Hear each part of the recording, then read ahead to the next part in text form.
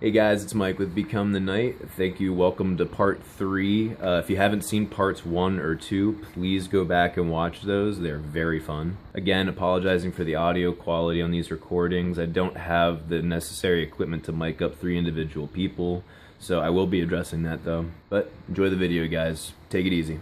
Should we all call her by name as we're giving our... Sure. What's her name? Leah or Leia.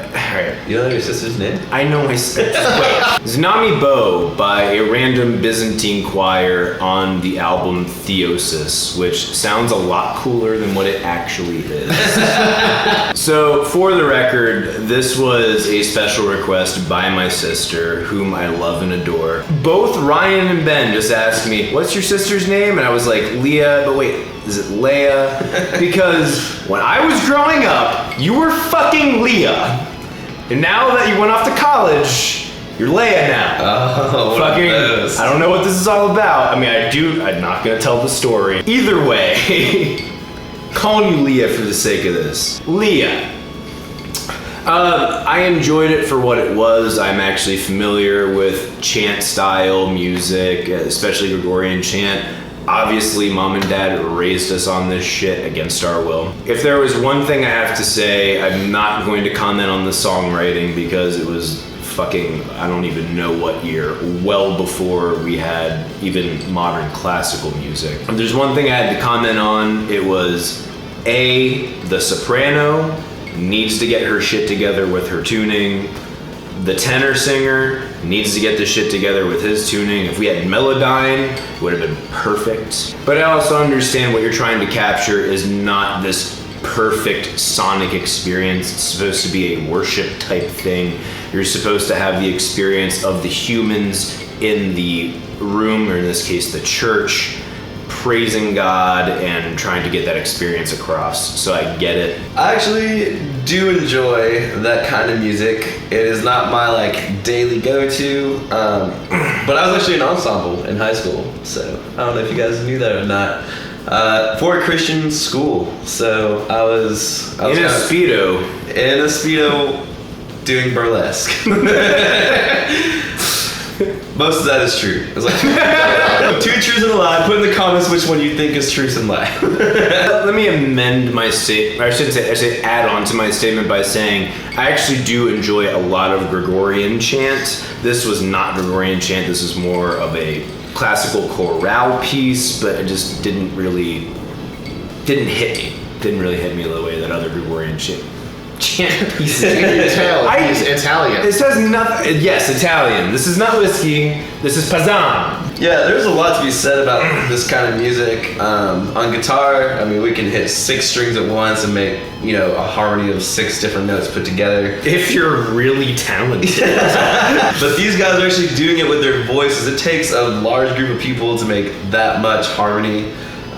So, I mean, I do admire and respect the music, and honestly, yeah, it's something I would listen to if I was trying to sleep or in a peaceful mood or something like that. And I try to take away something from every genre of music, and even in my... If I was trying to fall asleep, yes, best shit ever. Well, some stuff doesn't put me, it just agitates me. It doesn't do that at all. It's very peaceful, and it even adds to my writing abilities, to the ability to be able to stay on one chord for so long, the patience in writing, and yeah, it's good music. I appreciate that music. Yeah, I sang in symphony choir in my hometown, and I enjoy vocal styles. I wasn't sure if I should listen to this sitting, standing, or kneeling, or kneeling, or standing, or kneeling, or sitting. But I did enjoy listening to it as I was sitting in my car on the way here. So you should be sitting. Yeah, I was. Because at least you enjoyed it. And rain and that music is a dangerous combo while driving.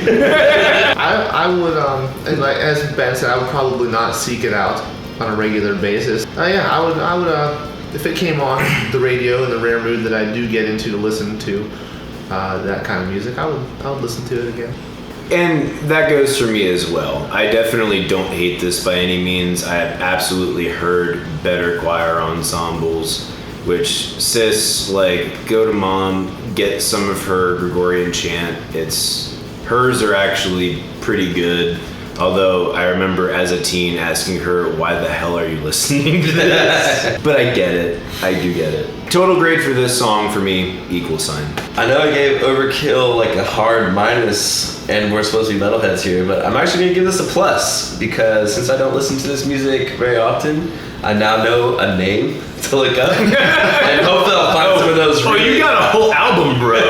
I'll find some of these like minor like Roman dark chants along with this stuff. So I'm hoping to find, but yeah, plus I'm gonna explore in this a little bit more. Also with an equal sign, I think. Leah, love you, sis. The Distance by Cake. Do we even need to like review this? I mean, He pretty much nailed it in one. We will state our opinions, and this will not be exciting. This is good rock, great freaking groove, great writing. And here's the thing about this song. It has very, very infectious melodic lines in each part. Each of them is simple and easy to remember, but they get stuck in your head and they all complement each other extremely well. And the placement of them is such that it's not overly repetitive. It's not over. They're not even. I mean, I guess technically they are overused, but somehow they feel fresh. Cake, I put in like the same category as Muse on a different level. Totally agree with that analogy. Damn. It's actually a really good analogy. Cake, their strong suit is, you know, like, if that song didn't have any words to it, I would know it's about going the distance. You know, like all of their music matches the story so well. I mean, it's that band is on a whole nother level. Our version of prog rock, we're just like trying to play fast things and make it as wild as possible. Get as expressive as possible. Yeah, they have the most expressive songwriting skills, just solid instrumentals, not overdone, not underdone, just overall great band. Leah, make sure you show this to Adam. the everything is super appropriate. I mean, every part you want to hear again because it's so cool. Like the drums come in and you want with them. Seriously. Totally. The trumpet, I mean, everyone's so talented, but no one goes over the top and blows your brain out of the side of your head. It's just everything is so smooth. Like cake. Like cake. Like fucking cake. Oh, can it be chocolate cake? They're the king I was music. kind of to sum all of this up. I would say this song is not metal, but the way that they threw this song together makes you still feel like a badass. That is tough to do, especially in today's day and age when all the metalheads are like 11. Shit, we're at like 13, 14. Well done, Cake. Total grade for this song, plus sign. Plus sign. Plus sign. Glory Amen by Those Poor Bastards. They are aptly named Those Poor Bastards. 'Cause holy shit, are we about to rip those poor bastards a new asshole. So the first thing I thought after I was done listening to the song was, what the fuck did I just listen to? I get it that they're trying to do like a thing with their message and everything, but what the fuck? The production is extremely rough, and I understand it's trying to do that on purpose because they're trying to go for the more old style of music. The way that they chose to make it rough made it sound digital, which goes against that rustic feeling. They should have found a fucking phonograph if they're going for that sound. All they really did was add some kind of digital distortion to it, which really kind of hurt the experience for me. I probably would have appreciated it more if they did it on more of an analog type of production. Definitely a lot of emotion in this song. Absolutely not my cup of tea. Emotion, I can agree with. And the sad thing is, like, I do like that. I don't really know how to describe that genre, like that minor... That shitty genre? I mean, yeah, if I was gonna, like, sometimes, I was telling this earlier, like, sometimes I just want shitty music so I don't have to think about listening to it. This band, I would, like, literally go to Spotify, find them, and then click make radio station, and, like, when I just don't want to care about music, I would put them on. When I'm just giving up on life, when I go to those poor bastards. When I stop caring about any quality of music at all, I will listen to these poor bastards. Next up on your radio station, Nickelback. Yeah. No, that's still a different level of shitty. I was gonna say it's not often you hear that phrase and say time to step it up a notch. I really like the chord structure. Like for those who know about music, like the 1 minor, then the 4 minor, then the 5/7 chord. Like those chords are like cool. Like I like to use them a lot in my songwriting. They just didn't do it right.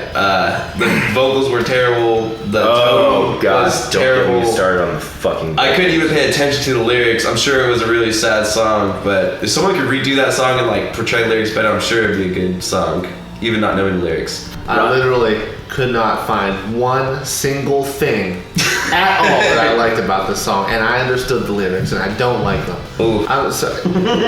There's a group, of people. There's a group of people in New Orleans. People have that taste in music. I do not, and that style of music and writing has been dead for 50 years, and it should have stayed dead. And I don't like anything about it. I apologize. I did not mean to hurt you. We're putting down those poor bastards. Total grade for this song for me, based alone upon what I understand what they were going for, equal sign. And as far as I reeled on, I'm probably gonna have to give them an equal sign, because if I ever want to hear shitty folk playlist, they're gonna be remembered for sure. I'm going to hopefully forget about this band. This is the one time I will allow someone to give 2 minus signs. Can I give 4? No, just my 2. thumbs, my big toes. Just two. And last but not least, Art of Life by X Japan. Straight up, this is just awesome Japanese power metal. The shit was really well done. One of the things, you can say a song is well written, that's all well and good. This song was extremely well arranged and produced. You can take the band frickin' Sabotage Chance. Sabotage Chance was actually pretty well written, but they did not arrange it the same way that X Japan arranged their song. And this really stepped it up to another level. Very good. Would I be wrong to say that they sounded a little bit Rush-esque? I did not see that, but well, I listened to the live version. There's someone who might agree. Yeah, I listened to the live version, so I might have gotten a different experience than you guys did. Live, he has the high-pitched voice like Rush. The guitar is using kind of like those strained, not really jazz chords, just like those Rush-style chords with the rhythms. I saw a lot of Rush in the live performance. They had the big lights. There's just the way they looked live. It seemed like I would go see them live for maybe $20-$30 even.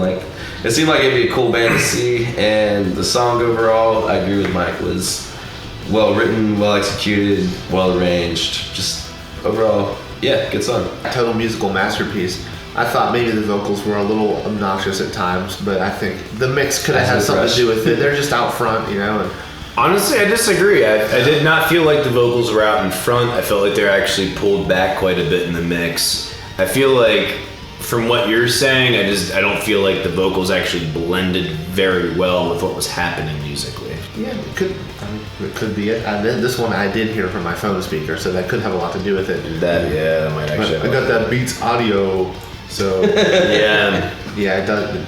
Yeah, don't get it. Dr. Dre, the master of audio. The orchestral samples that they used were fantastic. Mm-hmm.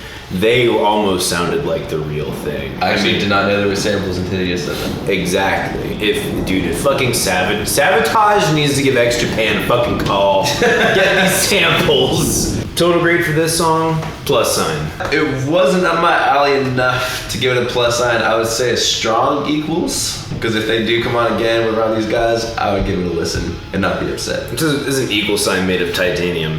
A very strong equal sign. An equal sign with maybe some support, but not crossing over to make it a plus. A supported equal sign. We didn't quite fall over. We didn't quite get the fusion between the two pieces of material. Totally a plus sign. Give it thumbs up all the way. All right, time for my suggestions. So in light of this guy suggesting X Japan, I have 2 suggestions that count as 1 suggestion.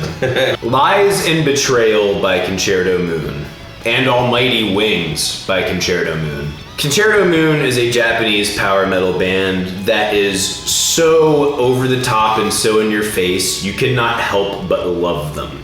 If you hate Concerto Moon, you just need to just embrace it. Just go with it, because eventually you will fall in love with them. Let the Computer Decide by Paul Gilbert.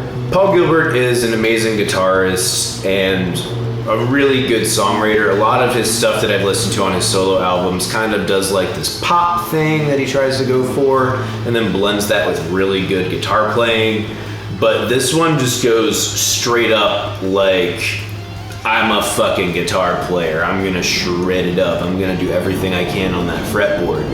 And not only that, but the intervals he chooses really remind you of a computer. It's kind of awesome. This is a song I can literally listen to on repeat at least for 6 hours. My suggestion is Better Strangers by Royal Blood. It's an amazing, phenomenal two-piece band, bass player / vocalist, really groovy drummer. Can tell they were influenced by metal.